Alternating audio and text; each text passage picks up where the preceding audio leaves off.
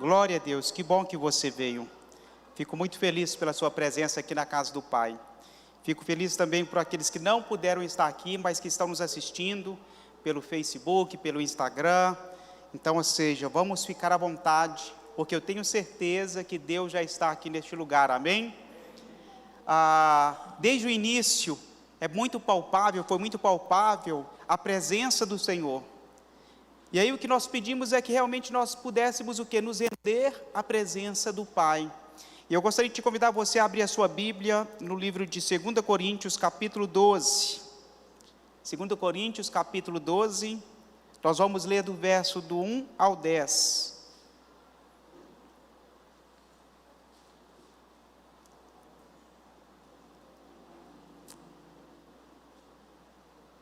Warley, se possível, ligue essa primeira lâmpada para mim, que tem algumas Bíblias físicas. Eu acho que facilita na leitura.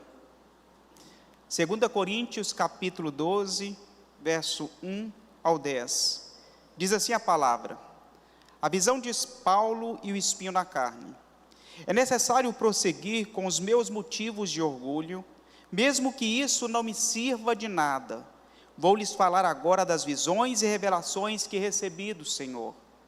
Conheço um homem em Cristo que há 14 anos foi arrebatado ao terceiro céu. Se foi no corpo ou fora do corpo, não sei, só Deus sabe. Sim, somente Deus sabe se foi no corpo ou fora do corpo.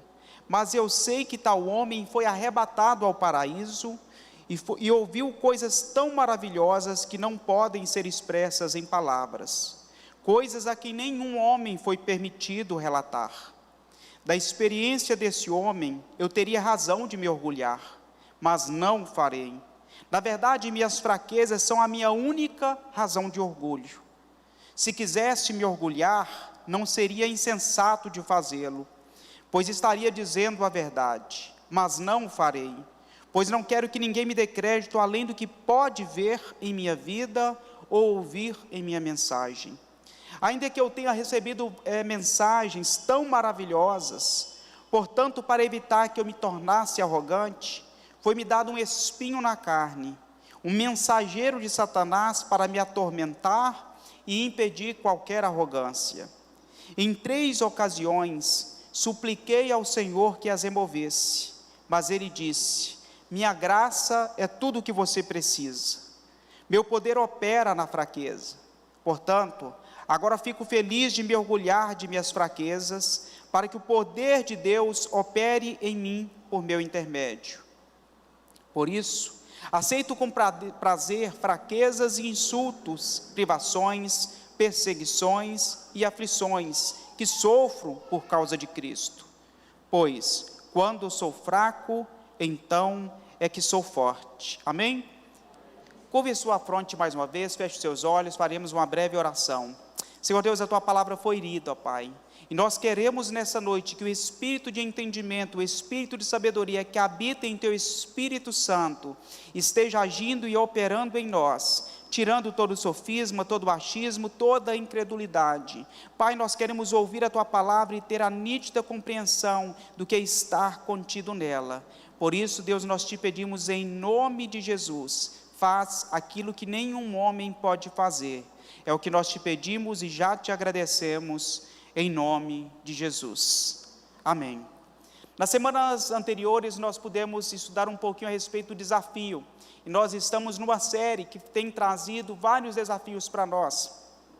Nós já estudamos a respeito do desafio da fé, o desafio do amor, da justiça, da santificação, dos desafios das obras, e hoje nós vamos falar do desafio da provisão. Esse texto que nós lemos de 2 Coríntios 12, capítulo 12, que vai do 1 ao 10, Paulo ele vem demonstrar um dos seus objetivos, que era justamente defender o seu apostolado em frente a alguns judaizantes que haviam em Coríntios. Os judaizantes estavam tentando desviar o povo através de um evangelho deturpado, que não era o do evangelho que Paulo estava pregando.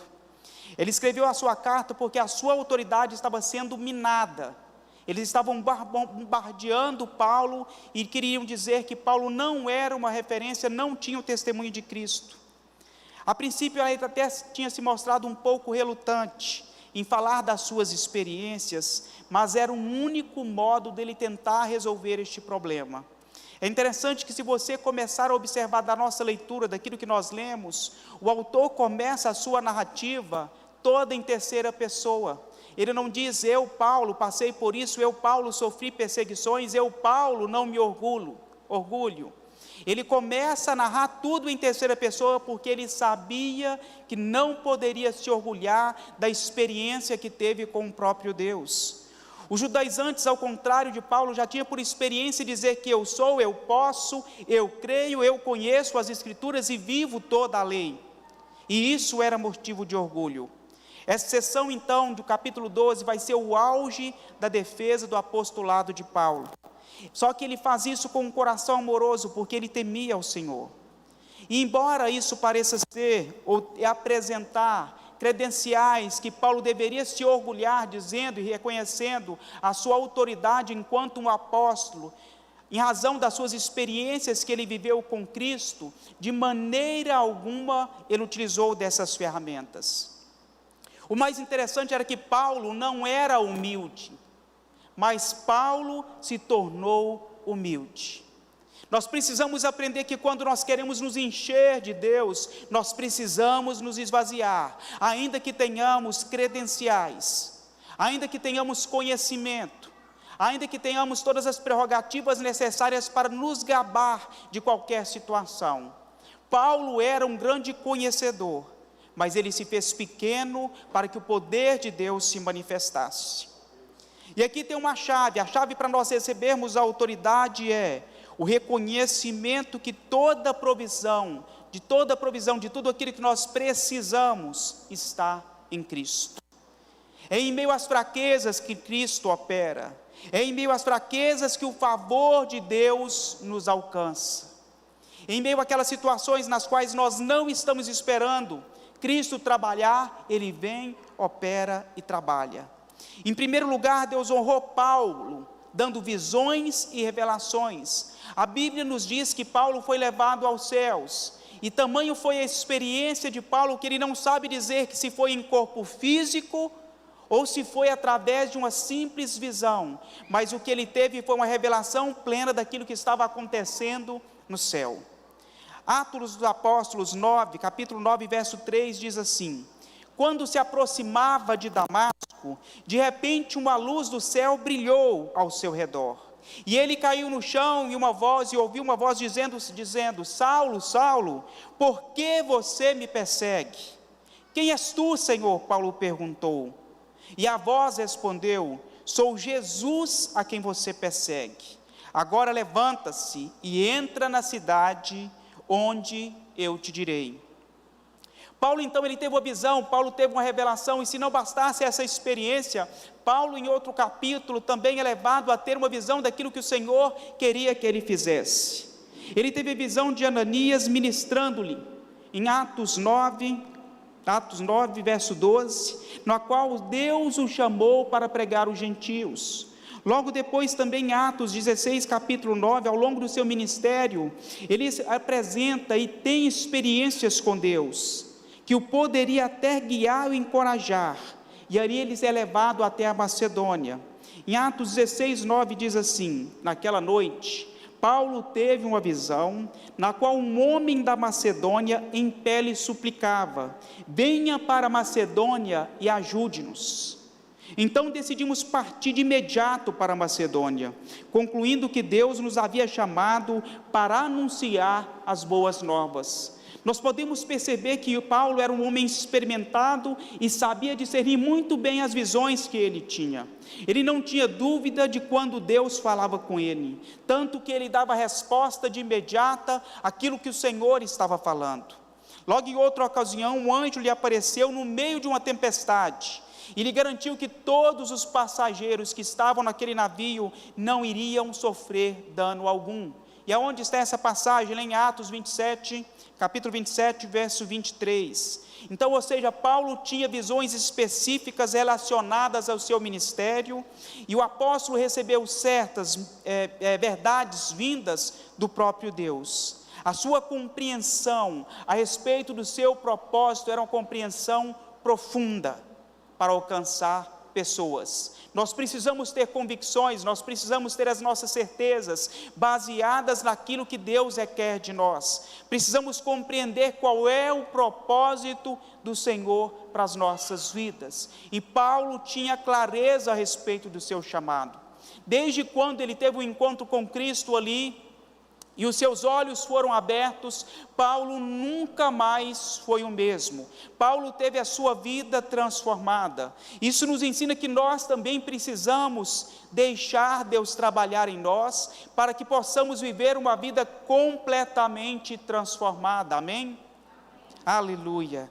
Essa experiência que Paulo viveu foi uma experiência poderosa, só que Deus usou dessa experiência, conversou com Paulo, e além disso pediu algo para Paulo, porque Paulo foi levado ali, teve uma experiência no céu, recebeu ministrações, ouviu coisas grandiosas, mas não nos pôde relatar daquilo que ele ouviu ali.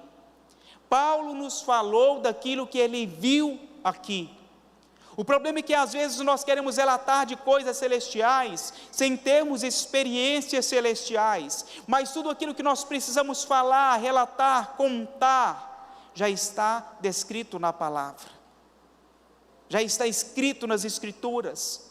O testemunho que nós precisamos dar foi o mesmo testemunho que Paulo deu, o testemunho do Evangelho que é capaz de mudar a vida e transformar corações. É este testemunho que nós temos que nos preocupar. Paulo ele reafirma a realidade do céu e mostra que Deus pode levar inclusive o seu povo para lá. Só que o terceiro céu aqui que Paulo está falando é o paraíso. E nós, homens, já tivemos experiências de conhecer os céus, até mesmo pela tecnologia, os céus azuis, aonde ali as aeronaves vão sobrevoar, os céus que ultrapassam a atmosfera. Então, ou seja, quando o homem tem a tentativa ou a ambição de ir até outro planeta, mas existe um céu que só poderemos chegar através de Jesus. Só existe um céu que poderemos chegar através de Deus, que é o céu aonde o Pai habita, que é o paraíso. O mais importante é que Paulo guardou essa experiência para si, queridos, durante 14 anos. Uma experiência tão maravilhosa, um testemunho tão profundo. E além disso, ele mesmo se esbofeteava, porque ele recebeu um espinho em sua carne. E talvez alguns até poderiam perguntar, mas que espinho que é esse, Anderson? Por que Paulo teve uma experiência tão profunda com Deus, mas mesmo assim Deus permitiu que Satanás o tocasse? Deus honrou Paulo, concedendo-lhe visões, revelações, levou ao céu. No entanto, honrou mais ainda Paulo, quando ele lhe compartilhou segredos divinos específicos. Existem diversas formas de Deus honrar a um homem. Deus é aquele que revela coisas profundas e ocultas, mas para quem busca com intimidade. Quantos aqui gostariam de ouvir Deus falar de uma maneira íntima e profunda? Quantos estão acordados? Glória a Deus que você está acordado. Se você não está acordado, desperta, meu irmão. Tenho certeza que Deus te trouxe aqui para poder falar com você nesta noite. Não apenas para poder me ouvir falar, mas eu creio que eu vou ser boca de Deus e vou trazer respostas de Deus para você. Resposta para algumas indagações, que talvez, assim como Paulo, você também tenha.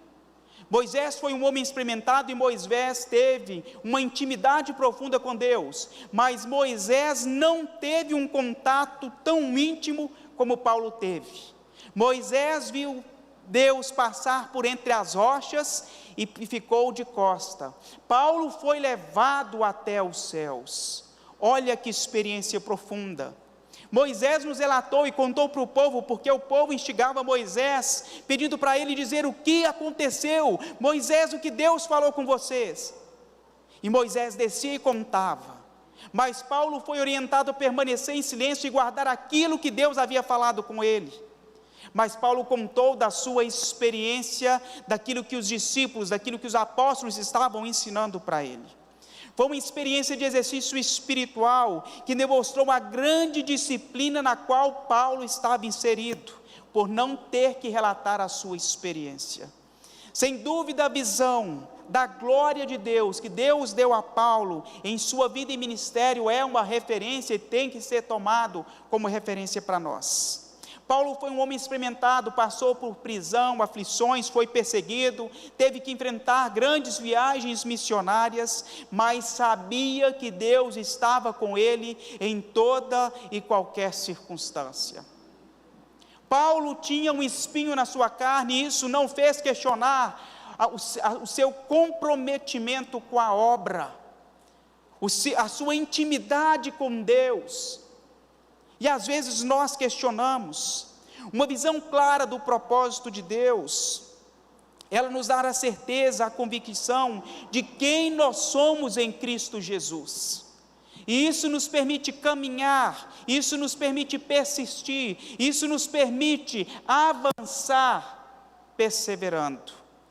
Eu gostaria que você declarasse comigo dizendo assim: eu sei que Deus está comigo, e por isso eu não vou desistir. Eu sei que Deus está comigo, e por isso eu não vou desistir.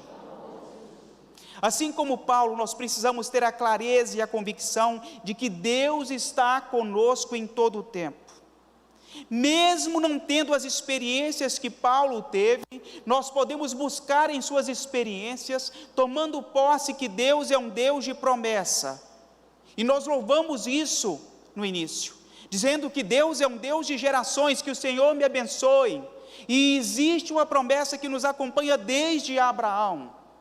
Deus não mudou em relação ao tempo, Deus não mudou em relação às circunstâncias, Deus continua sendo o mesmo Deus. Precisamos compreender que, assim como Paulo, devemos ter um grande estímulo que impulsiona a nossa fé. Nós estamos assentados nos lugares altaneiros, nos lugares celestiais, e quantos se apropriam disso? Amém? Queridos, você está sentado em lugar alto. Deus te colocou para sentar em lugar alto. Quem senta em lugar alto tem visão privilegiada. Quem senta em lugar alto pode contemplar e pode tomar decisões que até então aqueles que não estão nesses lugares não conseguem tomar. É semelhante àquela pessoa que está em crise, passando numa pandemia, e que de repente resolve ampliar o seu negócio. Somente quem tem uma visão clara do propósito de Deus, somente quem tem nitidez daquilo que está acontecendo, pode tomar uma decisão como essa. E o Senhor nos fala isso em Efésios 2:6, diz assim: Ele nos ressuscitou juntamente com Ele, e Ele nos fez assentar em lugares celestiais. Eu não sei aonde você tem se assentado, eu não sei aonde você tem parado.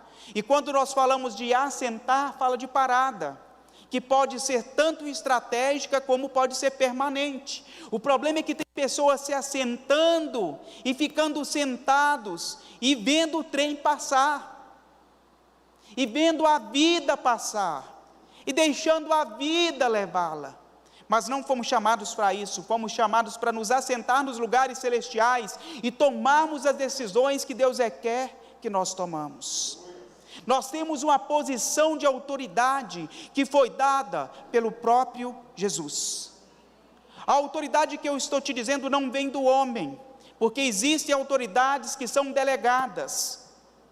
Vereadores, governadores, prefeitos, policiais, autoridades delegadas, que inclusive são constituídas por Deus, mas a autoridade que eu estou te falando foi o próprio Deus que te constituiu.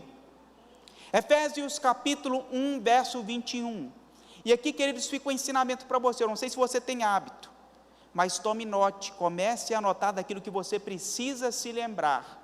Nós temos por hábito, às vezes, anotar contas, para não esquecer a data do pagamento.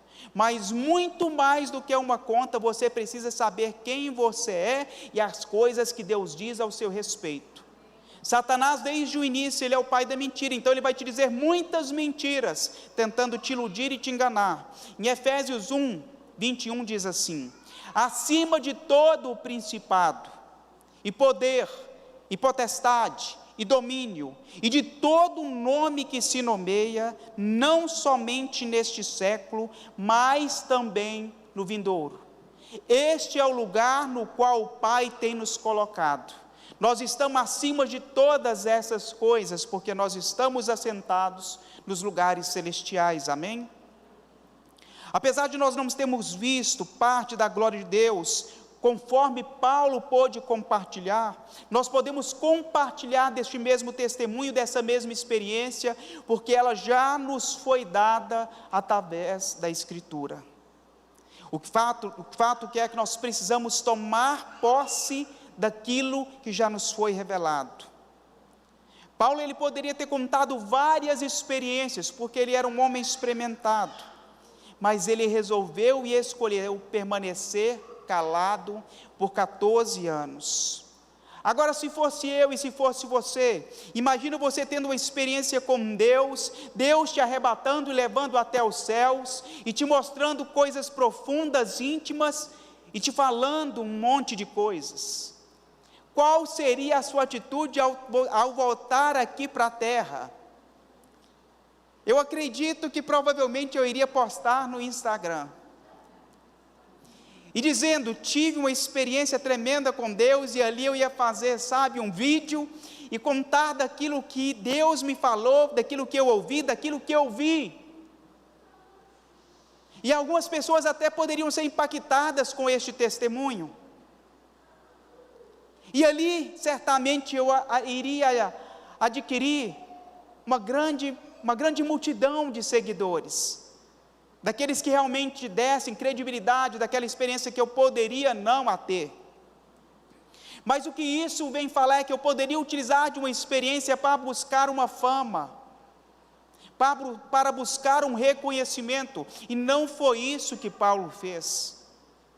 Paulo simplesmente escolheu obedecer e ouvir a voz de Deus, seguindo as orientações que Deus o havia dado. Daquilo que você ouviu, você não vai relatar e nem contar aos homens. Meu irmão, Paulo foi experimentado inclusive na vida espiritual. Você permanecer em silêncio diante de uma profunda experiência com Deus. Eu creio que eu ficaria bastante instigado a querer relatar e dizendo, olha meu irmão, algo aconteceu de maneira poderosa, mas eu não posso te contar. E ali eu seria instigado inclusive pelos outros irmãos a poder contar, Anderson, mas me conta somente uma parte, um lampejo daquilo que você viu, para que eu possa também ter uma pequena noção. Paulo, ele não se orgulhou. Uma das grandes preocupações de Paulo era que ninguém se gloriasse no homem, mas sim em Deus. Quantas vezes nós queremos tirar a glória de Deus através das nossas experiências e trazer essa glória para nós?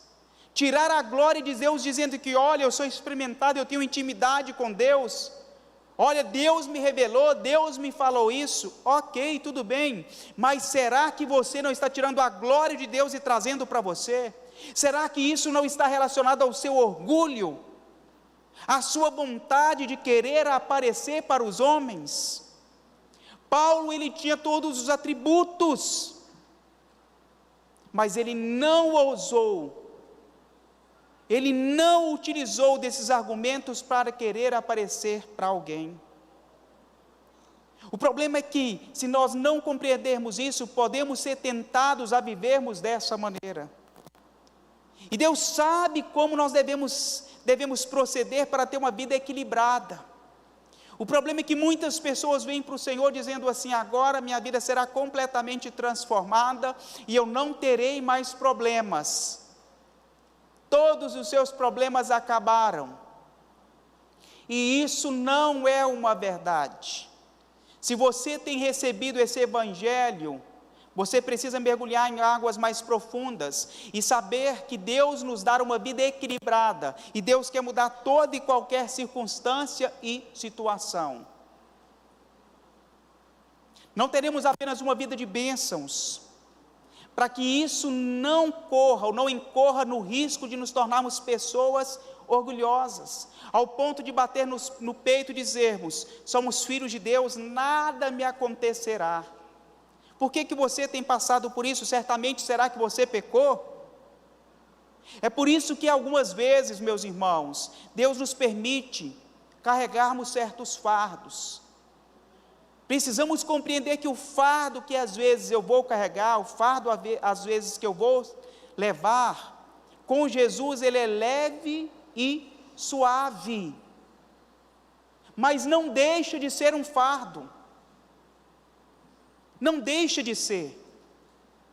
Só que, numa falsa compreensão, achamos que uma vez que nós viemos até Cristo, não iremos levar fardo algum, não iremos ter espinho na carne, não poderemos ser tocados por enfermidade, por doenças, a morte não nos atingirá. Aonde está essa promessa na Bíblia? A promessa do Senhor, o compromisso do Senhor é com a sua palavra, e nós estamos ainda vivendo em uma carne. O que eu quero te dizer é que, até mesmo para o diabo nos tocar, ele tem que ter a autoridade, a permissão de Deus. Poderia trazer como exemplo para você a vida de Jó. Jó era um homem justo, bom e temente a Deus, e Satanás foi até os céus conversar com Deus e pediu a Deus para poder tocá-lo, e Deus permitiu. Paulo era um homem experimentado, Paulo era um homem religioso, Paulo teve um contato com Deus, viu o próprio Jesus de maneira transfigurada, glorificada, e mesmo assim a Bíblia nos relata que ele foi tocado. Todas as coisas cooperam para o bem daqueles que amam a Deus. Todas as coisas. Todas as coisas. Você pode me perguntar assim: irmão Anderson, todas? Qual é o significado de todas? Do original, todas. Todas são todas. As boas e ruins. Todas as coisas cooperam para o bem daqueles que amam a Deus. E aí nós devemos vigiar, para não nos tornarmos pessoas orgulhosas, porque quando certas situações não nos alcançam, a gente começa a fazer como um amigo de Jó, dizendo: será que ele pecou? Será que está em pecado? Será que existe alguma situação que ele realmente não vigiou? O orgulho pode e vai nos afastar da presença do Pai. Nós devemos ser experimentados, e Paulo foi experimentado. Sabe aquelas pessoas que às vezes dizem assim: eu não como isso, de maneira nenhuma. Meu irmão, me permite uma correção: você não come isso porque você tem outras opções. Se essa for a única opção que você tiver, ainda que você não goste, você vai comer. Como que muda a nossa ótica? Diante de uma dificuldade, diante de uma situação, nós podemos ser transformados e podemos viver algo diferente, porque Deus pode quebrar o nosso orgulho, a nossa altivez. Deus pode nos transformar. O fato é que enquanto nós somos novos, os nossos corpos nos permitem fazer coisas que depois da velhice não nos permitirá fazermos mais. Não nos permitirá, e isso vem mostrar a nossa fragilidade, como Deus trabalha. Ora eu posso, ora eu não posso, mas fato é que eu preciso aprender de Deus, que sempre Ele tem o melhor para nós. Às vezes até nós podemos sofrer algumas situações por causa da insensatez e por causa da desobediência ao Senhor. Nós sabemos que Deus é um Deus misericordioso, Deus é um Deus zeloso, mas Deus também é soberano. E o pastor Gênesis ministrou inclusive aqui nos dízimos e nas ofertas, que tudo aquilo que o homem plantar, isso também colherá. Isso não se aplica somente às ofertas, isso não se aplica somente aos dízimos, isso se aplica a toda e qualquer atitude que o homem plantar e semear. É por isso que nós, enquanto seres racionais, devemos escolher aquilo que iremos plantar. Fomos chamados para plantar amor, fomos chamados para poder plantar paz, não fomos chamados para podermos plantar discórdia. Deus tem nos chamado para podermos fazer diferença, amém? Um exemplo disso é o rei Davi. Ele sofreu grandemente por causa do seu pecado, por causa das suas escolhas, e foram consequências dolorosas. Davi viu o seu leito usurpado pelos seus próprios filhos. Davi perdeu o seu trono, tudo por causa das suas escolhas, tudo por causa da sua desobediência. Mas Deus, na sua infinita graça, o que Ele nos faz? Ele perdoa os nossos pecados, nos faz nova criatura, mas não nos isenta das consequências. Deus é justo, Deus é justo, a justiça de Deus sobrepõe a nossa justiça.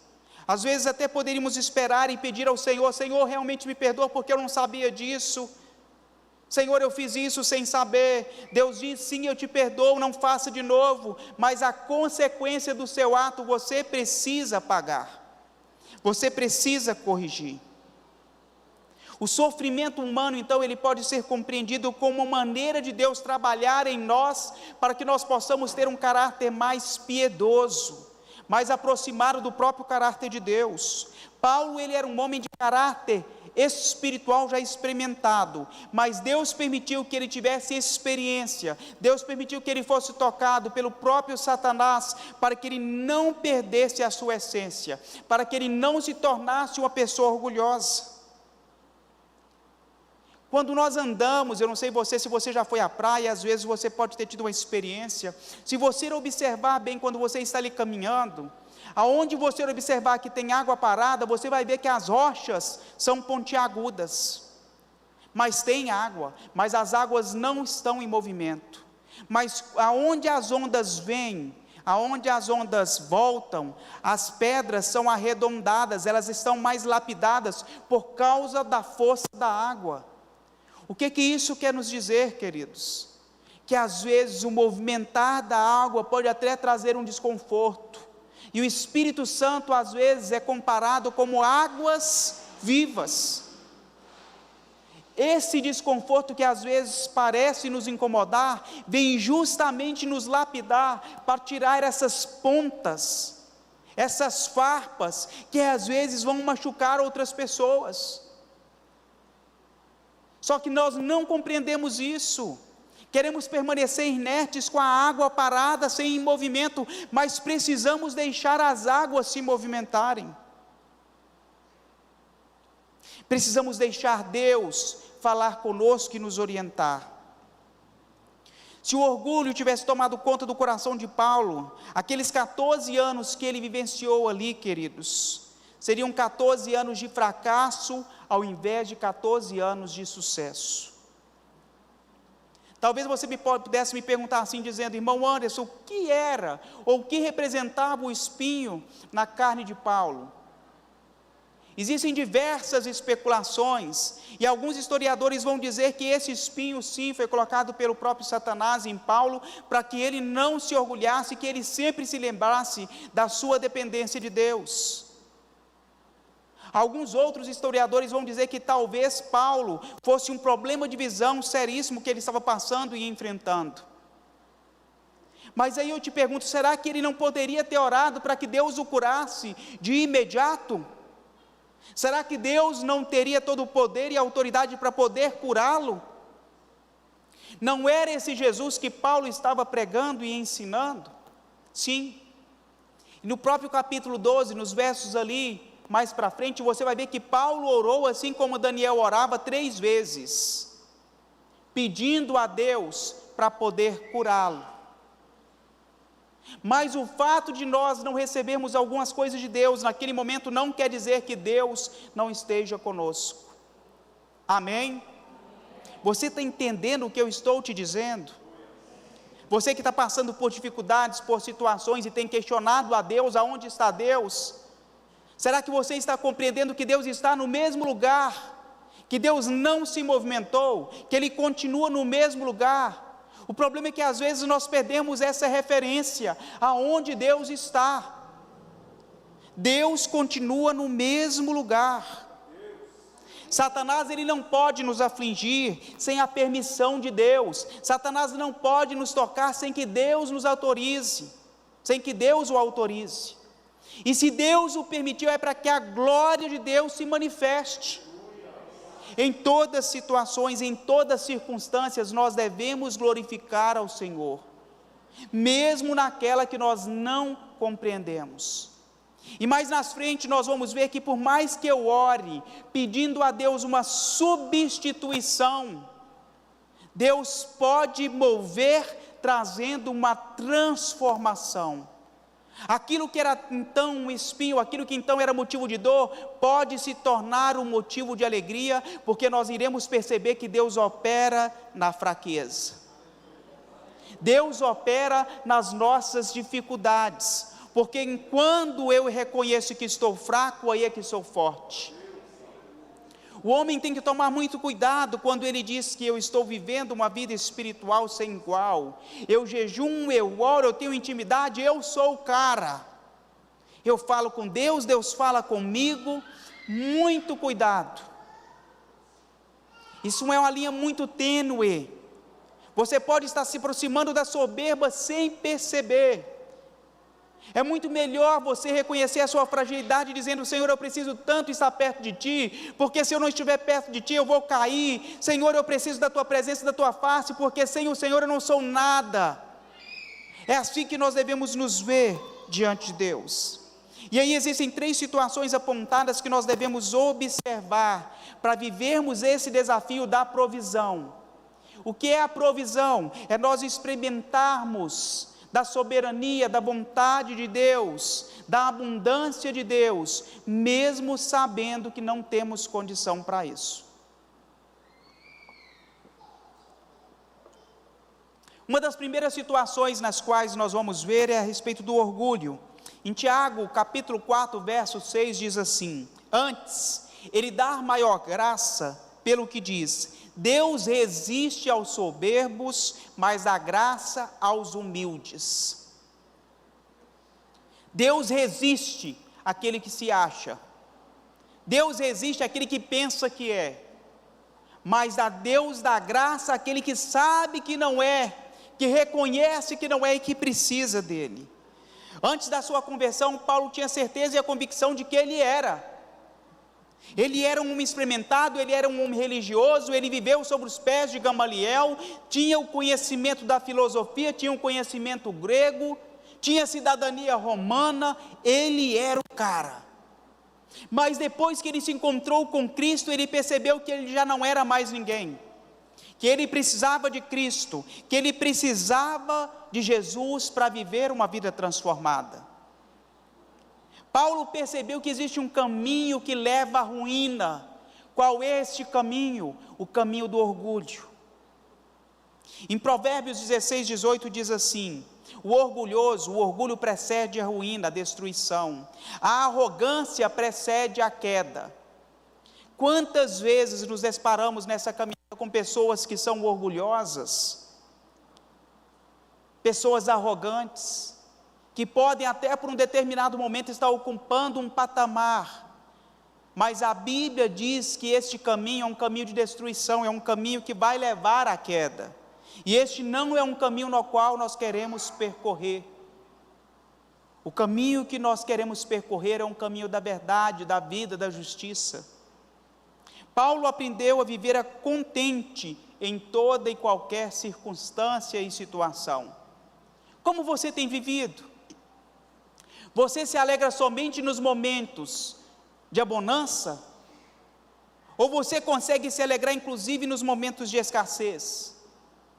Você se alegra quando todas as coisas estão bem? Ou você também consegue se alegrar quando tudo não está tão bem aos seus olhos? Você se alegra quando está empregado, mas você não se alegra quando está desempregado?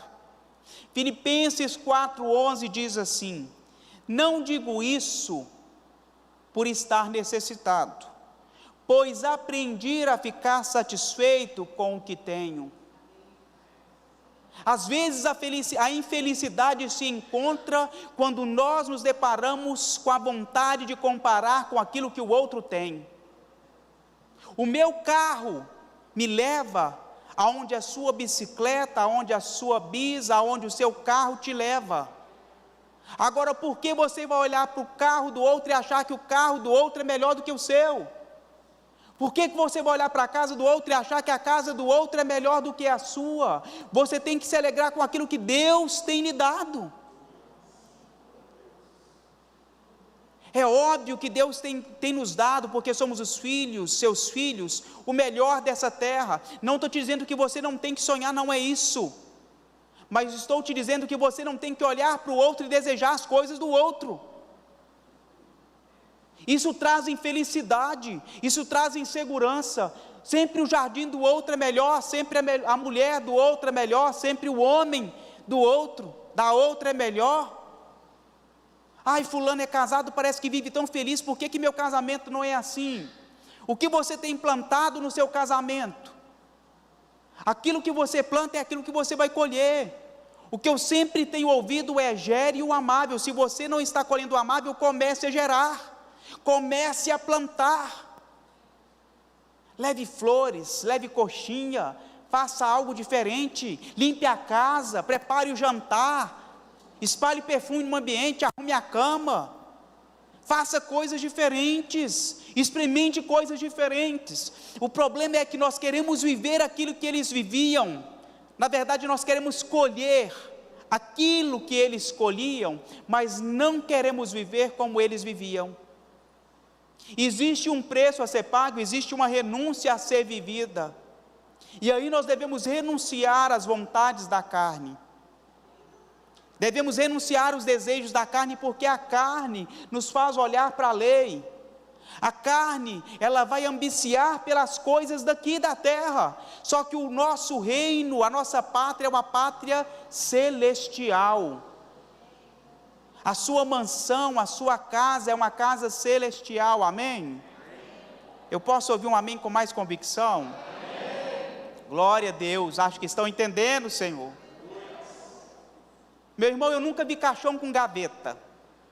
Ninguém leva nada daqui quando morre. Mas o seu legado permanece, o seu legado vai falar por você. Temos tantos homens que falamos deles até hoje, Paulo é um exemplo desse, mas a Bíblia nos conta o que Paulo levou para o céu. A Bíblia não nos conta isso, mas a Bíblia nos fala a respeito do que ele fez. A humildade é a chave para nós recebermos essa parte da graça de Deus. Mateus 23:12 diz assim: pois os que se exaltam serão humilhados, e os que se humilham serão exaltados. Nós devemos ser aqueles que se humilham, nós devemos ser aqueles que se colocam aos pés de Jesus, que buscam a sua presença, que clamam por Ele. Vamos nos esvaziar dos nossos títulos, dos nossos achismos, das nossas vontades, sabe? Achar que somos mais do que o outro. Maior no reino é aquele que serve. Às vezes você pensa assim: maior aqui é o pastor. Não é o pastor. Maior é aquele que serve. Se o pastor estiver servindo, sim, mas se não estiver servindo, é aquele que serve. E como que eu posso servir? Fazendo aquilo que Deus lhe pede. Deus havia pedido para Paulo, apesar de Paulo ter tido uma experiência com ele, que não contasse nada, que não relatasse nada daquilo que ele viu. Paulo ficou calado, Paulo estava servindo, Paulo estava obedecendo. Agora, e você? Como você tem servido? E aqui eu vou te perguntar algo: quantos aqui são humildes? Levante sua mão.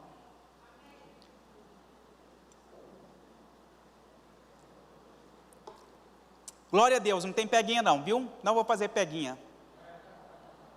Nós devemos e deveremos, aqueles que não são, queremos sermos transformados e sermos humildes.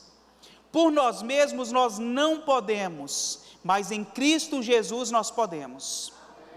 Devemos buscar essa humildade nele, reconhecer que nele nós somos, nele nós podemos, mas fora dele, não. Em Cristo Jesus nós podemos todas as coisas. Em Cristo, fora dele, não. Deus dá graça aos humildes, mas resiste aos soberbos. Pessoas orgulhosas são cheias de justiça própria, se acham, se consideram, são as tais. Pessoas orgulhosas não dão lugar para o agir de Deus, porque acha que já tem o suficiente. Eu não preciso mais vir ao culto, porque eu já sou crente há 23 anos, sou descendente de Abraão, meus avós eram crentes, meus avós eram pastores, meus pais são pastores. Será que é isso que a Bíblia nos ensina? Quando diz que o próprio Jesus não deixava de congregar, de ir nas sinagogas e de ir nas casas? Devemos tomar cuidado para não nos tornarmos pessoas orgulhosas. Pessoas orgulhosas olham para circunstâncias e situações e não conseguem glorificar a Deus. Não conseguem. Imagina você na condição de Paulo falar assim: não é possível que Deus permitiu que Satanás colocasse um espinho em mim. E todos os dias você olhar para aquele espinho, sentir aquela dor, sentir aquele incômodo e dizendo: Deus, eu não estou acreditando que o Senhor permitiu isso. Porque o Senhor permitiu que Satanás fizesse isso comigo? Eu sou o teu filho, eu tive um encontro contigo, eu tive visões, revelações e o Senhor me mostrou. Agora por que está acontecendo isso? Por que está acontecendo isso? Você está querendo ocupar o lugar de Deus quando você começa a indagar a Deus. Paulo não exigiu de Deus explicações. Deus não tem compromisso de explicar situações para nós e circunstâncias. Deus tem compromisso com a sua palavra. Deus tem compromisso com a sua promessa. O problema é que nós queremos exigir e achamos que estamos na condição de exigir de Deus certas explicações. Senhor, por que isso está acontecendo? Senhor, por que essa pandemia está assolando e matando tantas pessoas? Senhor, por que o Senhor permitiu que isso acontecesse? Senhor, será isso uma criação dos chineses para destruir, para dizimar parte da população que está num número avançado e os recursos naturais estão acabando? Meu irmão, especulação nós vamos ouvir as mais variadas possíveis. Mas se você olhar para circunstâncias e situações, você não terá a resposta. Deus tem compromisso com a sua palavra.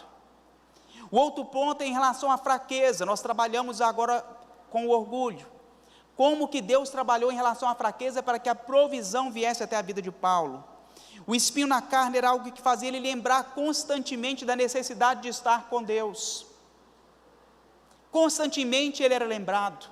Eu não sei você, mas eu já tive a oportunidade de ter um espeto, um espinho, espinhar a mão, e o quanto que aquilo incomoda, lateja, dói. Pode ser apenas um espinho pequenininho, se você não tirar, aquilo vai inflamar, aquilo vai latejar a noite inteira. Enquanto você não tirar, aquele espinho vai te incomodar. E o que a Bíblia está relatando é que aquele espinho não foi retirado da vida de Paulo. Existem circunstâncias e situações nas nossas vidas que não serão tiradas. Por mais que você ore, talvez Deus não tire, talvez Deus não remova. E aí você pode falar e dizer assim: Anderson, mas isso me causa dor. Isso também causava dor em Paulo. Mas isso não foi usado por Paulo como uma desculpa para deixar de pregar o Evangelho. Isso não foi usado por Paulo como um subterfúgio para se afastar da presença de Deus. Quantas vezes somos machucados, somos espinhados, somos tocados e queremos nos afastar da presença de Deus, porque Deus permitiu que algo nos acontecesse. Às vezes até as pessoas mais próximas de nós nos magoam, nos machucam, e a gente pensa: Senhor, eu não acredito nisso, meu próprio irmão me magoou, me machucou, dentro da minha casa, meu amigo íntimo, eu não volto mais lá, eu não vou mais lá nessa igreja, eu não congrego mais neste lugar, e usamos disso para nos afastar da presença do Pai. O espinho na carne era uma mensagem de Satanás, mas Deus tinha e tem uma mensagem para aqueles que são seus servos, uma mensagem acerca da graça. E eu gostaria que você levantasse a sua mão. Levante a sua mão. Amém? Levante a sua mão, meu irmão, pela fé. Aqui nós agimos por fé. Sem fé é impossível me agradar a Deus. É por fé, tudo que acontecer aqui é por fé. A resposta que Deus tem para você hoje é: a minha graça te basta. Você não precisa de mais nada que não seja a graça de Deus. Tudo que você precisa está em Deus. Está doendo, a graça de Deus te basta. Está difícil, a graça de Deus te basta. Você perdeu o emprego, a graça de Deus te basta. Estão querendo te largar, te abandonar, a graça de Deus te basta. A graça de Deus nos basta. O seu amor se aperfeiçoa em nossa fraqueza. O nosso aperfeiçoamento, o nosso melhorar não está em livros de autoajuda, não está em coachings, não está, e às vezes buscamos essa ajuda em tantos lugares, e esquecemos de buscar na fonte, que é em Deus. O nosso aperfeiçoamento está em Deus. A maneira que Deus trabalha em nós, a maneira que Ele aperfeiçoa é através da sua graça. Em 2 Coríntios 12, 9 diz assim: então Ele me disse de uma vez por todas. Significa assim: Paulo, você está orando, você está pedindo, você está orando como Daniel, mas eu vou te dizer de uma vez por todas. Essa mesma mensagem que Paulo recebeu, é a mesma mensagem que Deus quer trazer ao seu coração nessa noite, de uma vez por todas. De uma vez por todas é muito parecido com aquilo que eu vivi na minha infância. Meu pai dizia assim: eu vou avisar uma, duas, não deixo avisar a terceira vez. Se chegasse na terceira, o cinto ia voar. Era certeza. Quando Deus está dizendo assim: eu estou te avisando de uma vez por todas, é que não precise mais se lembrar disso de novo. Sabe por quê? Porque eu já disse isso a seu respeito. A minha graça te basta. Não olhe para a sua fraqueza, não olhe para a sua fragilidade, não olhe por aquilo que te tocou, não olhe para a circunstância, não olhe para as situações. A minha graça te basta para você viver neste mundo. Paulo não foi arrebatado do mundo. Queremos ser arrebatados. Queremos viver numa bolha, andar numa bolha espiritual, achando que nada vai nos atingir, que não ficaremos nem gripados. Aonde está isso na Bíblia? Quem te ensinou a respeito disso? Qual é o contexto que você tem vivido? Não pegue versículos isolados e faça disso uma referência. Está muito superficial, está muito fragilizada a sua teologia. Se a Bíblia nos mostra que Paulo, sendo um homem experimentado, assim como tantos outros, experimentou e vivenciou algo, nós também podemos experimentar e vivenciar esse algo. A graça é a provisão de Deus para tudo aquilo que nós precisamos. Tudo. E aí, meu irmão, minha irmã, eu não sei o que você precisa, mas eu quero te dizer que nele, Jesus, você tem toda a provisão do que você precisa. Alguém disse assim, que Deus em sua graça nos dá o que nós não merecemos. Deus em sua graça nos dá o que nós não merecemos, e em sua misericórdia deixa de nos dar o que merecemos. Tudo aquilo que nós não merecemos, Deus nos dá, por causa do que fazemos, não por causa da graça. Graça é favor imerecido, é por causa da graça. Agora, por que às vezes eu não estou recebendo? Por causa da misericórdia. Porque às vezes, mesmo plantando algo, Deus na sua misericórdia não permite que isso nos alcance. E a misericórdia do Senhor se renova a cada manhã, e essa é a razão, inclusive, de nós não sermos consumidos. Porque algumas pessoas não conseguem ainda viver diante dessa graça tão reveladora. A graça de Deus, ela pode ser definida como as riquezas que recebemos de Deus, que estão disponíveis em Cristo Jesus. Tudo o que nós precisamos já está revelado em Cristo Jesus. O nosso aperfeiçoamento não está na carne, o nosso aperfeiçoamento está em Cristo. Não está em sermos fortes o suficiente, sermos inteligentes o suficientes, queremos erguer uma torre e nos fazermos conhecidos em todas as nações, dizendo que prossigamos, subamos, construamos umas torres, ou uma torre, e nos fazemos notáveis entre as nações.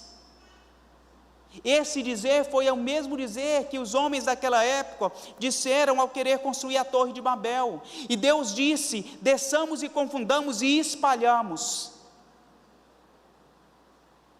por causa do orgulho, da soberba, da altivez em querer ser quem Deus não chamou para ser.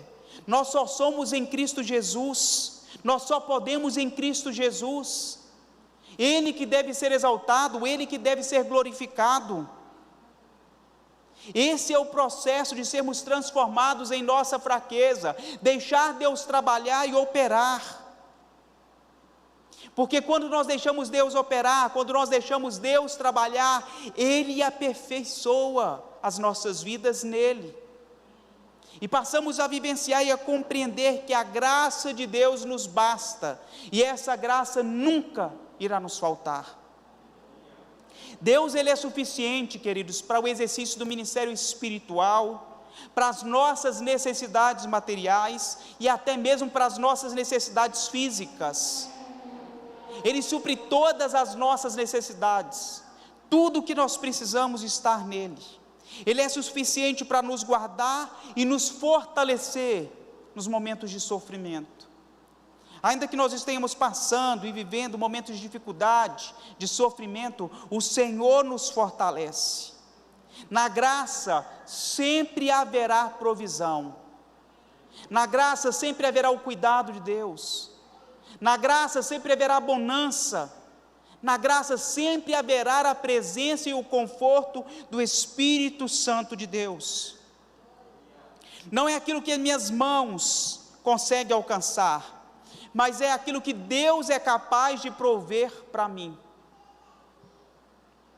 É aquilo que Deus é capaz de enviar para que venha até as minhas mãos. A Bíblia fala a respeito do profeta Elias.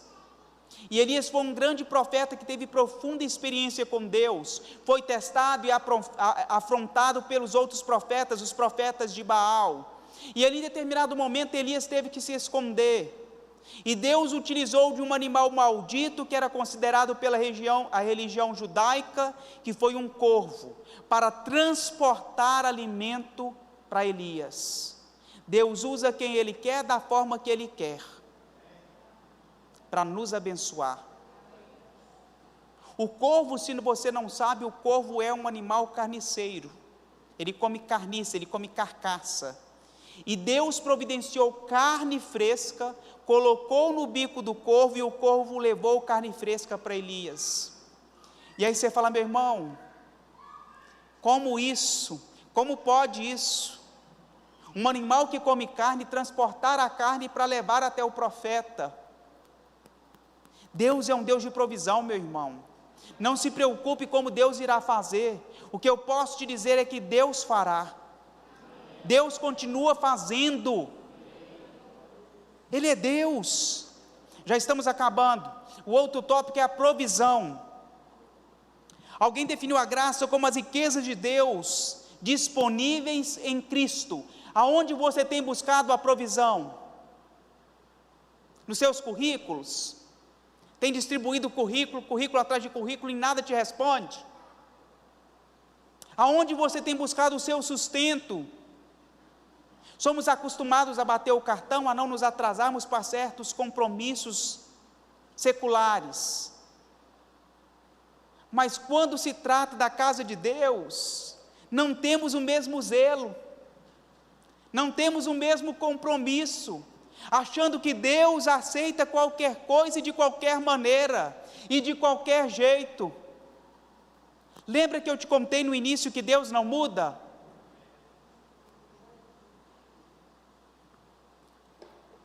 Deus não muda. Deus não muda o seu caráter, porque o caráter de Deus é imutável. E se Deus não muda o seu caráter, significa que Deus também não recebe qualquer coisa, e nem de qualquer maneira. O que isso quer dizer? Que eu preciso saber agradar ao Pai, que Deus é um Deus de excelência, que Deus é um Deus que está interessado em nossa obediência aos princípios bíblicos.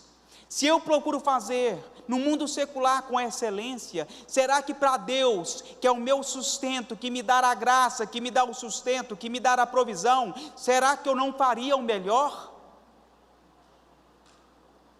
Será que eu não deveria entregar o melhor para Deus? Claro que sim. O nosso melhor sempre tem que ser para Deus.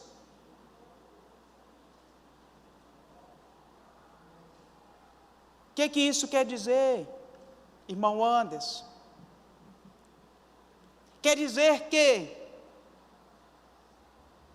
se eu vou me achegar a Deus, se eu vou me postar diante de Deus, tem que ser com reverência, tem que ser com temor. Sabe, no meu trabalho eu sempre procuro chegar antes do meu horário. Agora, por que na casa de Deus tem que ser diferente? O culto começa às 18, com exceções, por favor, me entendam. Tá? Eu estou aqui para poder ministrar, estou aqui para poder ensinar. Não estou aqui para poder julgar ninguém. Mas é uma palavra de ensino para que você possa ser aperfeiçoado na graça. Em que sentido? Se no serviço eu sempre entro antes, porque eu tenho que bater o cartão, será que por que na casa de Deus eu tenho que me atrasar, chegar 45 minutos depois, daquilo que já começou o louvor e a adoração? Será que não seria o inverso? Será que eu não poderia chegar antes para acalmar o meu coração, já para poder buscar uma paz interior, de equilíbrio inclusive emocional, para o meu racional se aquietar, e eu começar a me tornar mais sensível à voz de Deus?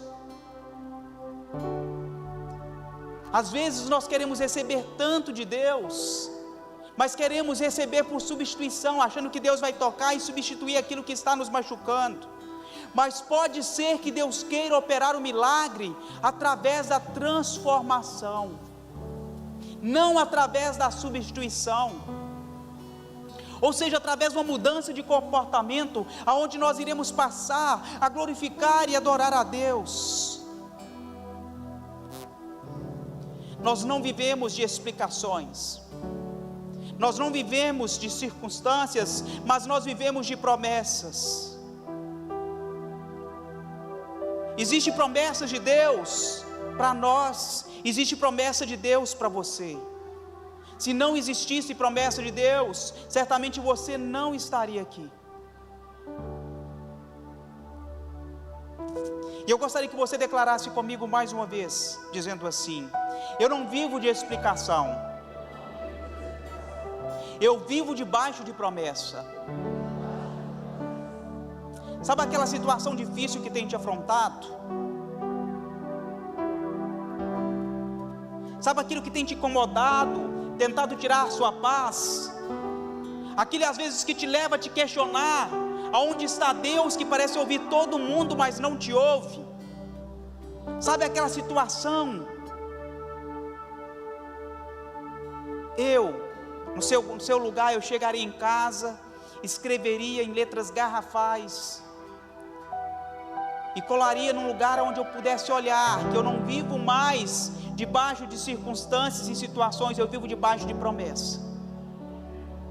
Porque isso me faria lembrar que tem uma promessa de Deus sobre mim, e no tempo oportuno, essa promessa me alcançará. Essa promessa não são para algumas pessoas, essa promessa é para todos nós, mas nós devemos nos apossar e tomar posse disso, e viver isso pela fé. Devemos pedir a Deus para nos lembrar dessas promessas. Senhor, aonde estão as tuas promessas, que um dia o Senhor me prometeu? Porque eu sou descendente de Abraão, e o Senhor me trouxe tantas promessas, mas eu quero me lembrar delas.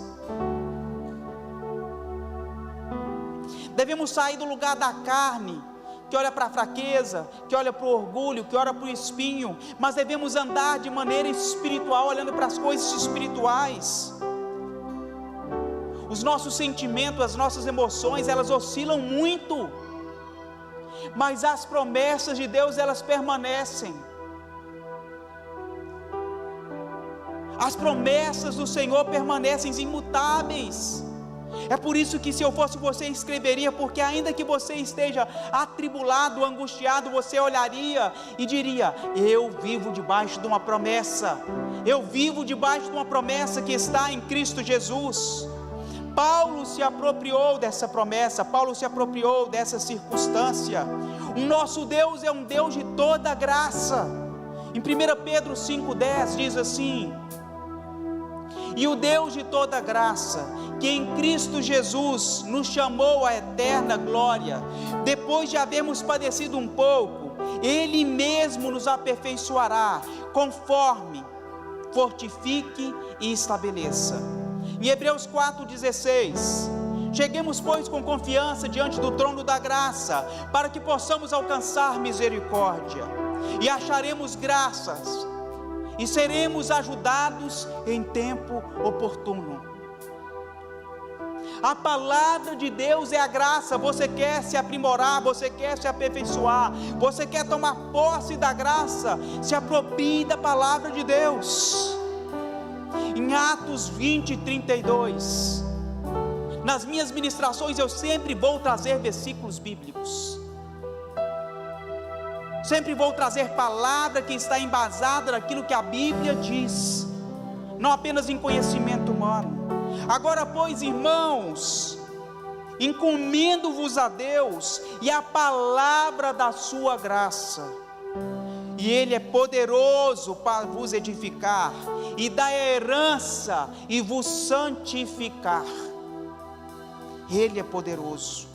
Sobre qualquer ótica, sobre qualquer ponto de vista, a graça de Deus é suficiente para que possamos viver uma vida plena em toda e qualquer situação. O problema é que hoje, na atualidade, nós temos visto cristãos muito vivendo em seus caprichos, que em qualquer circunstância ou qualquer desconforto, não querem viver mais isso. Precisamos aprender com Paulo, que mesmo tendo um espinho em sua carne, não foi pedra de tropeço. Antes ele deixou que esse espinho fosse uma pedra de apoio. Utilize daquilo que Deus tem colocado, utilize daquela circunstância para se apoiar e buscar mais a presença de Deus, mais da graça de Deus. Em Romanos 8:28, e sabemos que todas as coisas cooperam para o bem daqueles que amam a Deus e que são chamados segundo o seu propósito. Eu gostaria que você ficasse de pé no seu lugar.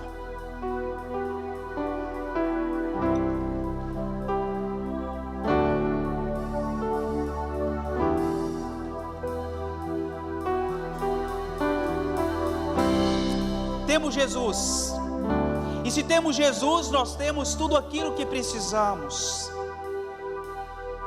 Assim, a graça nos basta. O que mais me bastará? O que mais eu preciso que eu não encontre na graça? Eu não preciso de mais nada, porque a graça me sustenta, a graça me basta. A graça é suficiente, porque ela opera e age nas minhas fraquezas. Eu não escolho mais viver debaixo da lei, debaixo de uma demanda, porque a lei corre atrás do prejuízo. Olha para as circunstâncias, as situações, olha para as perdas, olha para as frustrações. Mas eu vivo debaixo da graça e posso ver, e posso contemplar a provisão, a mão de Deus, o agir de Deus em toda e qualquer circunstância. Eu posso contemplar Deus operando na fraqueza, eu posso contemplar Deus agindo, trabalhando em meu favor. Paulo aprendeu que é na fraqueza, quando não se tem mais recursos, que Deus opera, quando não se tem mais mérito, que Deus trabalha. É na graça, quando ela entra em ação, que as nossas aflições são deixadas de lado e passamos a experimentar da paz que excede todo o entendimento. Podemos sempre descansar na palavra de Deus. Ele sempre tem uma mensagem de encorajamento, de conforto para nós. O problema é que às vezes, assim como a Brenda ministrou no início do louvor, queremos terceirizar e buscar respostas em homens, sendo que a resposta que nós precisamos está em Deus. Tudo que nós precisamos está em Deus. Paulo foi experimentado e suportou aflições que nós também podemos sofrer na atualidade. A vida, ela é muito parecida com uma fórmula de remédio. Se nós tomarmos determinado composto, ele pode ser um veneno, mas se nós tomarmos na medida certa, ele pode trazer a cura que nós precisamos. Devemos deixar Deus trabalhar em toda e qualquer circunstância, seja ela favorável ou desfavorável. Certamente ela será um remédio para nós. Deus não deu qualquer explicação a Paulo, mas Ele lhe deu uma promessa. A promessa que Deus deu a Paulo é a mesma promessa que Ele dá para você hoje. A mesma promessa que Deus deu para Paulo é a mesma promessa que o Senhor traz para você hoje nessa noite. A minha graça te basta. A minha graça te basta. Seja fortalecido. Tudo aquilo que nós precisamos, nós temos nele e encontramos nele. Jesus, a sua graça se aperfeiçoa na minha fraqueza. Talvez você possa até estar vivendo de uma maneira diferente, e eu gostaria que você fechasse os seus olhos agora. Quando eu peço para você fechar os seus olhos, é para que você realmente possa se concentrar realmente naquilo que você precisa. Às vezes olhamos para tantas situações e circunstâncias, olhamos para quem está caminhando, olhamos para os gestos e não damos ouvidos à palavra. Tudo aquilo que você precisa, meu irmão, minha irmã, está em Deus. Tudo aquilo que você precisa está na provisão de Deus. O desafio da graça é o desafio da provisão. O recurso que nós precisamos encontramos nele, porque nas nossas fraquezas Deus trabalha, Deus opera. Deixe Deus trabalhar na sua vida. Deixe Deus mudar as circunstâncias, transformar as situações. E se mesmo essas circunstâncias e situações não mudarem, saiba que o Senhor se aperfeiçoa nelas, e a graça do Senhor te basta. Nós vamos louvar, e eu gostaria que você louvasse esse hino com toda intensidade, com a sua alma.